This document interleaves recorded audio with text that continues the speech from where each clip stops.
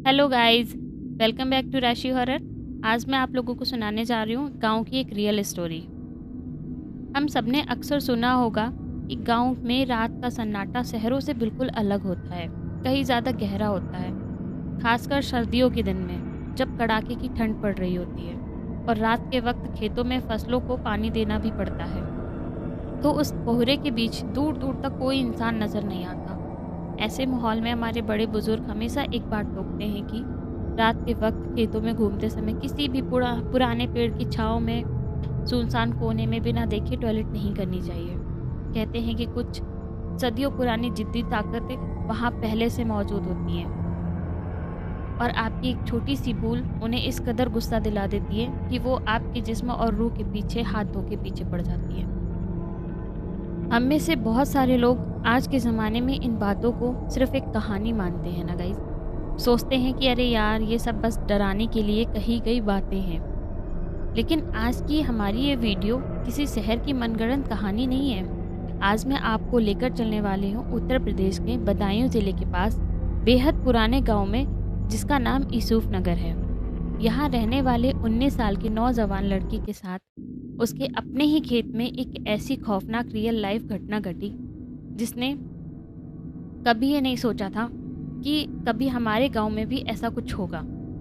सिर्फ रात के वक्त पानी लगाते समय की गई एक अनजानी गलती और एक ऐसी खतरनाक रूह उस लड़की के पीछे हाथ धोकर पीछे पड़ गई, जिससे पीछा छुड़ाने में तांत्रिक के भी पसीने छूट गए।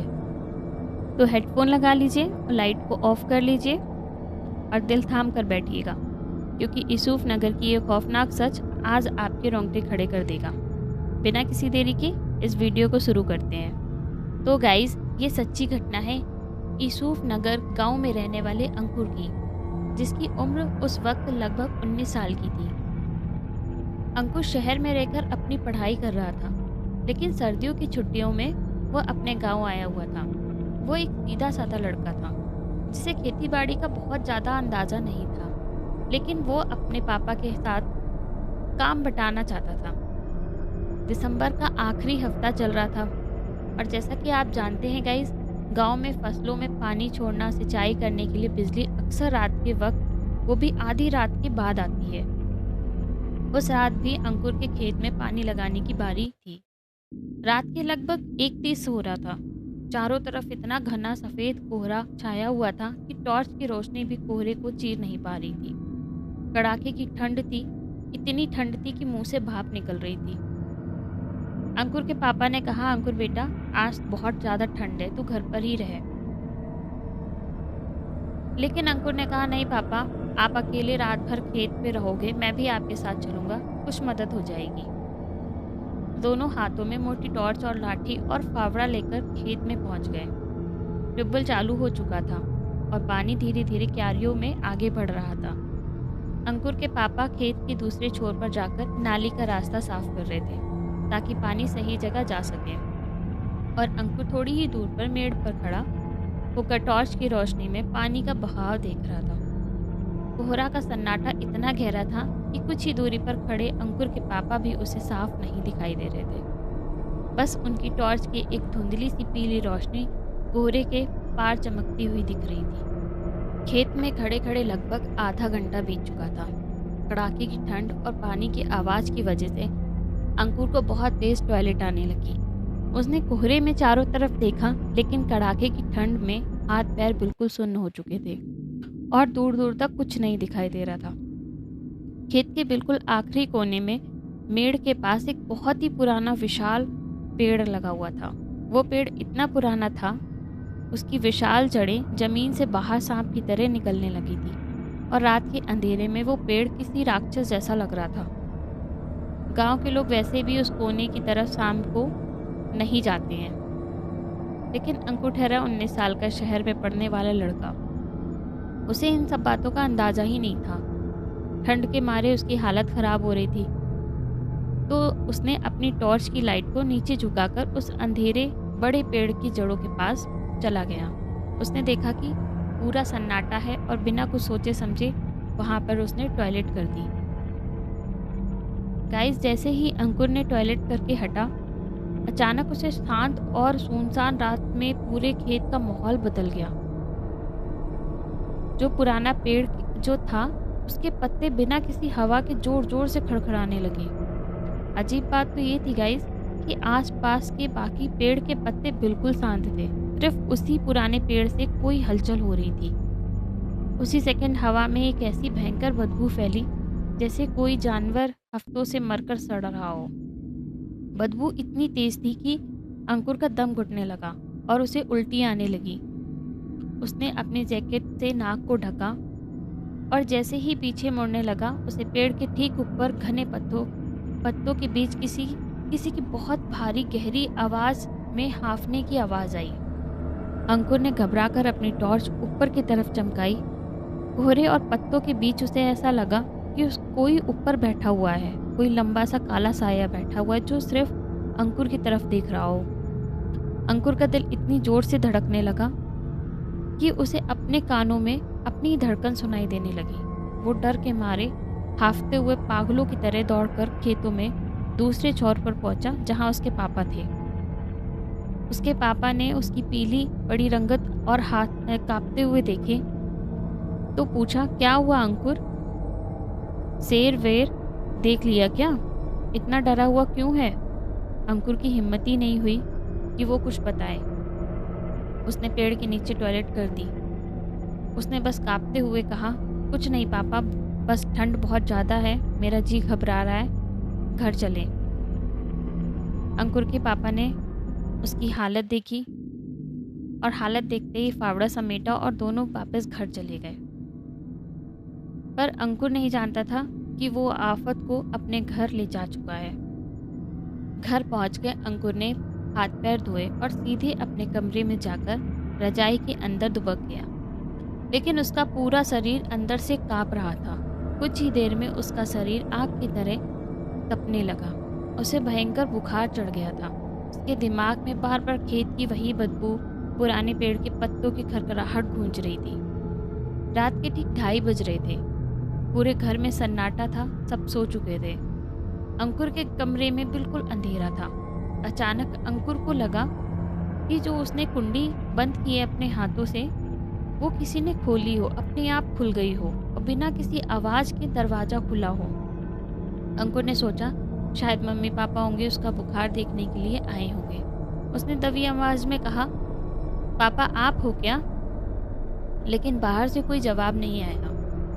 तभी कमरे में फर्श पर कोहरे के पार से आ रही हल्की सी चांदनी में अंकुर को एक लंबी, बहुत बड़ी, अजीब सी परछाई रेंगती हुई दिखाई दी। वो परछाई किसी इंसान की नहीं लग रही थी, क्योंकि उसके हाथ पैर बहुत ज़्यादा लंबे और बहुत ज़्यादा बड़े थे। वो परछाई धीरे धीरे चलकर अंकुर के बेड के बिल्कुल करीब आकर खड़ी हो गई और कमरे का तापमान अचानक माइनस में चला गया। अंकुर की रजाई के अंदर भी बर्फ जैसी ठंड होने लगी।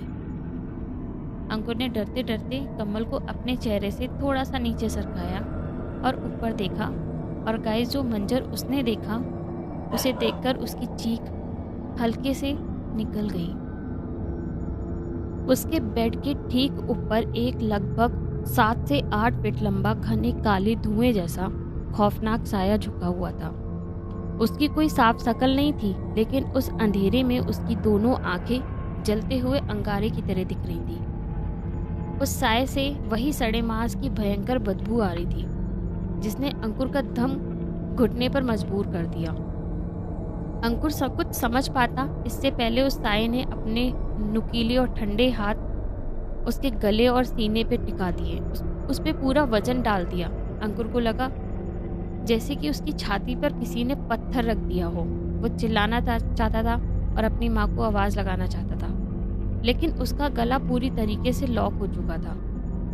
बेड पर पैर मार मार कर तड़पने लगा, हवा के लिए छटपटाने लगा। कुछ ही मिनट बाद वो दर्द और खौफ के मारे ही बेड पे बेहोश हो गया। अगली सुबह जब करीब 7 बज रहे थे, अंकुर की माँ उसके कमरे में चाय लेकर गई तो कमरे का दरवाज़ा खुला देखकर उन्हें अजीब लगा।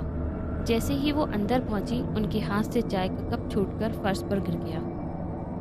उनकी एक जोरदार चीख निकल गई। अंकुर बेड से आधा नीचा गिरा हुआ था। उसकी आंखें ऊपर चढ़ी हुई थी। उसका पूरा चेहरा और शरीर नीला पड़ चुका था। उसके मुंह से सफ़ेद झाग निकल रहे थे। चीख सुनकर अंकुर के पापा भी, उसका छोटा भाई भी भागते हुए कमरे में आया। उन्होंने तुरंत ही अंकुर को सीधा किया और जैसे ही उसकी जैकेट और शर्ट हटाई, पूरा परिवार खौफ से कांप कर उठा। अंकुर के गले और उसकी पूरी पीठ पर किसी के बहुत गहरे नुकीले नाखूनों से नोचने और खरोचने के निशान थे। वो निशान किसी इंसान के हाथ के नहीं थे, क्योंकि उंगलियों के बीच पर इतना ज़्यादा गैप था जैसे किसी खौफनाक जानवरों ने उसकी पीठ की चमड़ी को बेरहमी से उधेड़ा हो। पूरे यूसुफ नगर गांव में ये खबर आग की तरह फैल गई। अंकुर को तुरंत ही बदायूं के अस्पताल ले जाया गया। डॉक्टर ने उसे ड्रिप चढ़ाई, इंजेक्शन दिए, लेकिन जैसे ही अंकुर को थोड़ी देर के लिए होश आता, वो पागलों की तरह चिल्लाने लगता। अपने ही माँ बाप को देखकर चिल्लाता, इसे हटाओ, वो कोने में खड़ा है, वो मुझे मार देगा, मैंने उसके पेड़ को गंदा किया है, वो मेरी जान ले लेगा। डॉक्टर भी हैरान हो गए थे कि इस 19 साल के लड़के को अचानक क्या दिमागी दौरा पड़ा है। लेकिन गांव के कुछ बुजुर्ग जो अस्पताल पहुंचे थे, उन्होंने अंकुर की बातें सुनी और उसकी पीठ के निशान देखे। उन्होंने अंकुर के पापा को अकेले में ले जाकर कहा, रामचंद्र भाई, ये डॉक्टरों का केस नहीं है। अंकुर ने कल रात खेत में ज़रूर उस बड़े पुराने पेड़ के पास कोई बड़ी गलती की होगी। उस पेड़ पर सालों से एक कोई बहुत खतरनाक, जिद्दी और जिन आत्मा का ढेर है। अंकुर ने वहाँ टॉयलेट करके उस रूह को सीधी चुनौती दे दी है और वो इसे जिंदा नहीं छोड़ेगी। गांव वालों की बात मानकर अंकुर के पापा ने बिना समय गवाए बदायूं के एक ही बहुत पुराने सिद्ध तांत्रिक बाबा को यूसुफ नगर बुलाया।